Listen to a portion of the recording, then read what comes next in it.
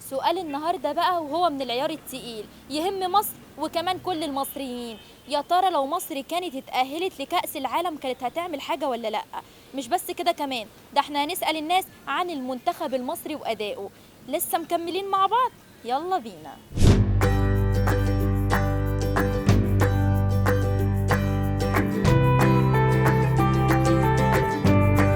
شايف لو مصر كانت دخلت كأس العالم كانت عملت ايه؟ كانت عملت اداء كويس جدا.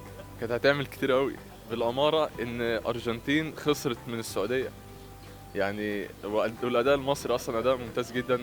أنا ما بطبلهمش طبعا، بس الأداء المصري أداء حلو قوي. وإحنا عندنا لعيبة كتيرة جدا جدا ما شاء الله عليهم، من ضمنهم محمد صلاح والنني وكتير بقى. مش هتعمل حاجة. مش بهزر. ليه؟ ضعف في المنظومة. أسلوب لعب مصر تعبان. اكيد طبعا زي هتجيب جوان كتير جدا. طبعا هتعمل حاجات. ايوه طبعا. نعرف مع بعض بقى ايه هي الحاجات دي؟ يعني برضه هتبقى ان شاء الله فوق العالم. عندما ناجحين وكسبانين هنبقى ان شاء الله فوق العالم. انت شايف كده؟ انا شايف كده ان شاء الله، وشايف شباب حلوه ان شاء الله. ليه؟ عادي، لا ما كناش هنعمل، احنا وحشين، فرقه وحشه ولا سكواد تعبان، مدرب ميت، مفيش اي حاجه خالص في الدنيا، فولا نعمل اي حاجه. لا هو المتوقع ان حد يعمل المغرب او السنغال عشان هما الاثنين لعيبه لا هي المغرب عامله كام ماتش حلو، المغرب عامله كام ماتش على فرنسا وعامله كام ماتش حلو جامدين قوي. اعتقد بالاداء اللي احنا شايفينه في المنتخبات دلوقتي في كاس العالم، كان لو كانت في مجموعه مثلا سهله كان ممكن تعادل دور ال 16 باداء المدرب طبعا الجديد اللي احنا معانا، على اساس احنا كنا كسبنا بلجيكا والكلام ده، والروح الرياضه اللي عندنا دلوقتي غير قبل كده. وكان عندنا طبعا مشاكل في المدرب والروح، عشان كده احنا خسرنا قدام السنغال، وحتى في كاس افريقيا، حتى في التصفيات بتاع كاس العالم. شايف ان المنتخب المصري حاله افضل ولا زمان كان حاله افضل؟ ده كان زمان طبعا، حتى لو ما صعدناش كاس عالم كان عندنا منتخب بينام افريقيا كلها من المغرب. دي الاسطوره، بيلعب كره هجوميه، اي منتخب بيخاف منه. دلوقتي احنا اي منتخب بنخاف منه.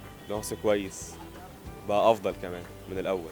لا طبعا مفيش زيه بصراحه يعني الحمد لله، ربنا يحميهم، مفيش زي مصر، وربنا يزيدها ويعليها. هو كويس بس محتاج بس روح تمام ورجوله وكده، بس طبعا سوء الاداره وكده، فاحنا ما عرفناش نتقل وكده بس. يعني انتوا شايفين انتوا شايفين ان المنتخب المصري ما يستحقهاش؟ لا طبعا ما يستحقش، ولا على مستوى الافراد ولا على مستوى التنظيم ولا على اي مستوى. انت ما تجمعليش 23 لعيب ويلا نعمل معسكر ونعمل منتخب وبقى ده المنتخب، وكل معسكر 23 لعيب مختلفين. مصر هو احنا نفسنا مش تاخدها، بس ازاي؟ مفيش اصلا المؤهلات. يعني اللعيب المصري هو لعيب كوره شوارع، هو احرف لعيب في الدنيا، بس هو الفكره بقى ما حدش يطور الموهبه دي، ما حدش ياخدهم بقى في اكاديميات من صغيره يعلموهم. يعني اللعيبه بتاعت منتخب قطر شفناها شكلها سيء جدا، هم المفروض الفرقه دي متجمعه مع بعض بقى لهم 15 سنه من هم عيال صغيره بيتعلموا كوره سوا، المفروض يبقوا حافظين بعض. احنا لو عندنا المشكله دي في مصر اتحلت ممكن المنتخب ياخد كاس عالم، عشان الموهبه موجوده في مصر. مفيش كيمياء بالظبط. يعني انت قصدك نبدا الاول بالبنيه التحتيه؟ المفروض لازم نبدا نعمل اكاديميات نجمع فيها اللعيبه وهي صغيرين يتعلموا اساسيات الكره صح. كل المدربين الاجانب اللي جم مسكوا المنتخب قال لك انا جاي اعلم لعيب عنده 30 سنه وفوق ال 30 سنه اساسيات كوره ازاي باصي، لسه عودهم على بعض اصلا، لسه عود لعيبه على بعض. ايوه بالظبط. ايوه الكلام ده مش موجود عندنا. مصر مؤهله جدا. طبعا هم ادائهم حلو قوي، بس يكفي ان مصر عندها امكانيات مش موجوده في اي دوله تانية. طبعا، بس مشكلتها طبعا الوسط هنا في مصر وكده، يعني ففي ناس كتيره اصلا كويسه. يعني عندك مثلا لو كنا لعبنا بالمنتخب، قصدي هو المدرب دلوقتي الجديد ده احنا كنا طبعا تأهلنا طبعا. انا معاكي تمام. هو بصي، هو مصر لو الماتش ملوش اي لازمه هنعمل ماتش ابن حرام، لكن لو ماتش له لازمه بقى هنفضل قاعدين شبه البط. طب مين افضل لاعب في المنتخب المصري؟ كده كده محمد صلاح يعني.